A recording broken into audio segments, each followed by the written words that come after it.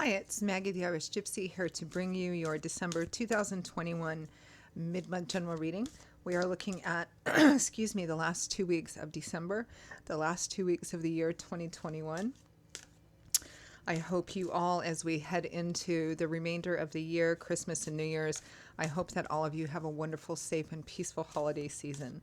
So thanks for being here, for watching this or any of the videos on my YouTube channel, and for all of your likes and shares and subscriptions and donations, feedback, comments, reaching out for personal readings. I appreciate every bit of it. Thank you so much. So this reading is for the earth sign of Virgo. Hope I didn't say Capricorn. This is for Virgo for the last 2 weeks of 2021. That's if your sun, moon, rising, or Venus sign is in Virgo. It's also relevant if you're cross-watching for a Virgo. It's a general reading. Of course, it's going to resonate a little differently for everyone. Watch all of your signs. They can provide additional insight and perspective into what's going on in your life. And if you find that something does resonate with you and you'd like to take a deeper look at something, reach out for a personal reading for yourself or as a gift for someone else. We are in that big gift-giving holiday season, and personal readings do make great gifts for people. If you're interested, you can click on the description link below, that little arrow. You'll see my email address there, Maggie1McGuire@gmail.com. Feel free to email me. I'd be delighted to hear from you, and I'd love to work with you.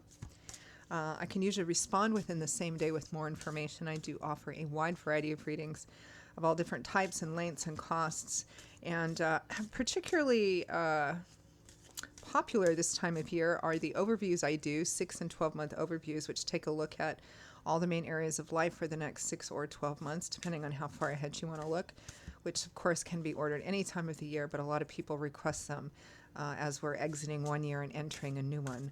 So something to keep in mind. All right, let's move right into this. Virgo, let's see what the last 2 weeks of December 2021 look like for you. I am using the Tarot of Dreams and clarifying with the Gilded Tarot. Okay, Virgo, we begin with the Ten of Swords,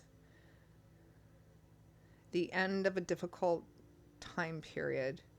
Tens represent cycle endings. The Ten of Swords is sometimes referred to as the stabbed in the back or betrayal card, feeling exploited or feeling completely thrown under the bus. It's at an end. Whatever this represents, difficult, painful even, but this is it. This is the worst it is. It's this is about getting up and moving on after this. But I never like seeing that card. It often represents feeling betrayed or feeling, like somebody threw you under the bus. With the King of Cups, Cancer, Pisces, Scorpio, Sun, Moon, Rising, or Venus showing up as a king, but this is a general reading. Could really be any sign, and it could also be female as well. There is a lot of disappointment, if not outright betrayal, about this person. Whether, for the majority of you, I always look at general readings for each sign as what's incoming, what you're feeling, but sometimes for a smaller portion it can be reversed. So for some of you, it might be you that's caused this pain to this King of Cups. But for most of you, it's some kind of, betrayal or serious disappointment around this person, whether it's, so that implies a relationship, regardless of the nature of relationship. For some of you, it might be love and romance, boyfriend, girlfriend, husband, wife. It might be a best friend or a family member. It could even be a work colleague or boss, but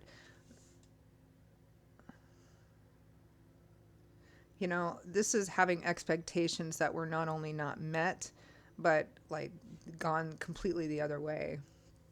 Next to that, we have the Chariot. Whoops, slipped right out of my hand. The Chariot, which represents success on a difficult path, which implies the difficulty because the Chariot card references the old Roman medieval chariot races, which were pretty brutal, right? There's not like there was ever any tie. There was only one winner, and the race itself was pretty brutal, even for the winner. With the Chariot, so success that comes if you're willing to win at all costs, right?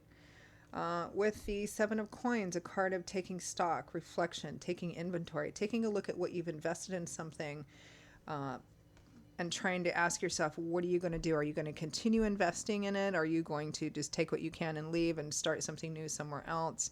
It's a card of kind of contemplating what the level of time, love, money, interest, work, whatever you've put into something to make decisions. I feel here, uh, Virgo, like you're considering whether or not, based on this disappointment or feeling of betrayal, whether you really want to put in any more effort to get to whatever it is the positive outcome you were hoping for would be. Like, do I really, you know, if this is a cyclical situation, meaning this or some version of this Ten of Swords has happened with or around this person before, you're just like, I don't know if I want to try anymore, right?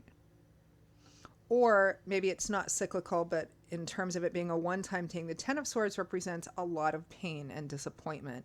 So again, I feel like you're considering here, you know, should I push through with this? Should I continue trying to build whatever it is you're trying to build or not? Next, we have the World, which is a card of completion, graduation. It's the last major arcana card in the tarot. The first card is the Fool. He has a 0 on his card because that's where the whole tarot journey is starting out. We're the Fool, right? And all the cards after the Fool leading up to the last one, which is the World, is about journey through different phases of our life, you know. And when we learning, growing, changing, evolving, at least ideally, right? Until we get to the end of different important cycles in our life, which is what the World card represents. Graduation, you've reached the top of what was perhaps a long and difficult mountain to climb, but now you're finished and you're looking out at a new landscape full of new opportunities, right? So, but it's major completion. This likely might be an indication that for many of you, you may decide that you're done with this situation. With the Eight of Wands, moving, travel, movement, fast, powerful movement forward, conversations. The World and the Eight of Wands can represent, and Chariot too, can represent travel, like global travel, like travel across international travel, for what that's worth these days. But this definitely represents moving very assertively and forcefully forward. You've completed something, you're done with something, and you're moving on into something new. It feels like most of you just go through this contemplation and go, you know, do I want to continue investing in this person, place, situation, or do I want to move on? Am I done with this? It feels like a lot of you say, you know what, I'm done. I'm moving on. From the bottom of the deck, the overall energy is the Seven of Wands, which is a card, you know, we have 7 of coins and the 7 of wands. Sevens can reference, you know, motives and taking a look at your motives and looking at what you want and what you've invested towards that and considering making changes or not based on that. The 7 of Wands also represents somebody who is in a defensive energy, protecting, guarding that which they have put a lot of effort into or a fair amount of effort into as a 7.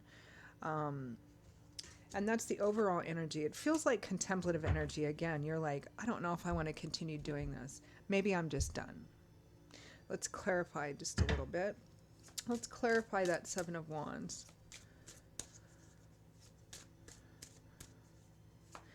You know, I'm seeing a lot of similar energy for most, if not all, of the signs right now, which is pretty normal or traditional for this time of year. You know, we're getting ready to start a new year. Spirit really wants us to start that new year with as clean a slate as possible, with as little baggage from the previous year as possible.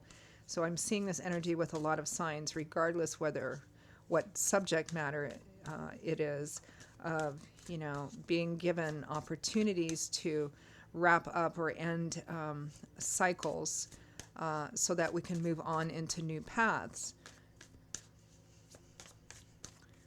7 of Wands. The 2 of Wands, yeah, being at a crossroads, a place of decision, choice making. The Tower, letting it all crumble, letting it all fall down, letting it all end again so that you can move on to a new beginning. That's kind of the focus for the last 2 weeks of December, kind of heavy and intense for the remainder of the holiday season, but that's life sometimes, right? We often can't pick or choose, you know, when these situations come up to be dealt with. So it's about trying to make a decision as to whether to make a great big huge change, which always means that we're letting one thing go in order to move into a new path, right? Let's clarify the Ten of Swords. Betrayal, disappointment.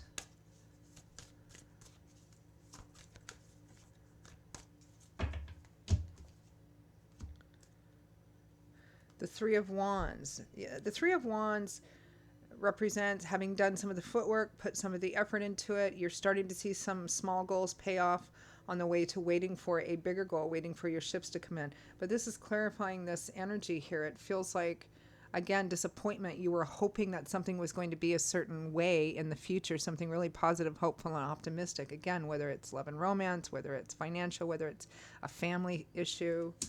Here's the King of Cups again, which is already clarifying the Ten of Swords, Cancer, Pisces, Scorpio, and Justice.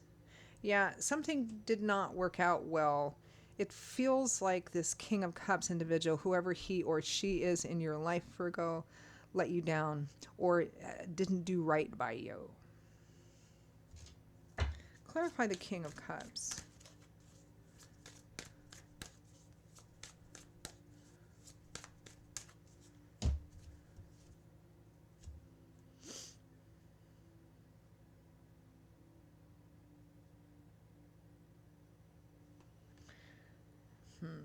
We have the Emperor. Could be an Aries, could be a father figure, could be an older individual. Again, it could be a love and romance person. It could be a boss or somebody with some seniority status, decision-making ability. The Devil, negative, toxic cycles, although there is an addictive component to that, meaning, oh, I need this thing, I need this thing. This can represent somebody who's really unstable or tends to be maybe controlling or domineering. Or floats between, again, not stable, floats between being, the emperor and then, the emperor kind of going psycho and being over controlling and over domineering, which again could make it either a boss, a father, it could be anybody, it could be a partner as well. The Six of Cups, it could be family. Or, this is a relationship with somebody that it's a relationship that's been there for some time because the Six of Cups references the past.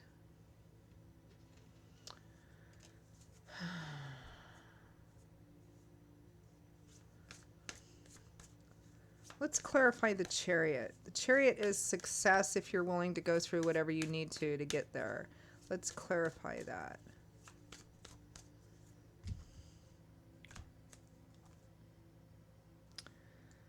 The Six of Swords, which is a card of healing. The Seven of Pentacles again, which it's already being clarified by. Seven of Coins, same thing. The Ten of Swords again. And the Lovers, a relationship at a crossroads. So for many of you, it may be a love romance situation, a partner. Again, contemplation, like really taking a look at what you have invested in this relationship with this individual, regardless of the nature of the relationship, although the Lovers kind of insinuates that it's a romantic or love-based, something of that sort. And asking yourself, based on what I've put into this, do I really think I can make this 7 into a 10? Can I make it better? Can we overcome this? The Devil card over here too implies that it's a cycle, meaning this is not the first time you've gone through this. What should I do? Do I need to leave and heal? Really thinking about, it doesn't look like you guys are making a decision spontaneously, which is good because it looks like an important, significant decision. But it looks like many of you decide to call it a day at the end with the World and the Eight of Wands. It's like, right, I'm done, I'm out of here, because the World and the Eight of Wands is very decisive, aggressive, assertive energy. Let's clarify, though. The World, the Eight of Wands. This is very assertively and decisively, maybe even quickly moving on, moving up.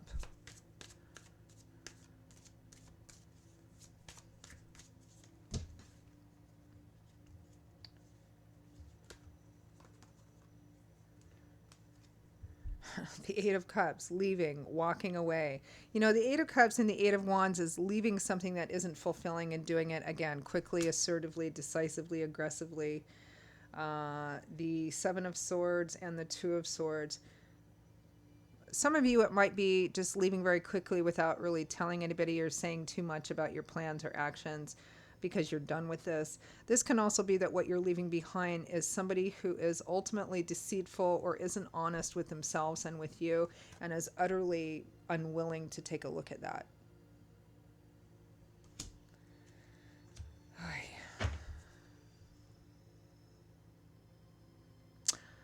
All right, I'm going to end with some advice and guidance cards for Virgo for the last 2 weeks of December. Any final messages, guidance, advice for Virgo for the last 2 weeks of December 2021.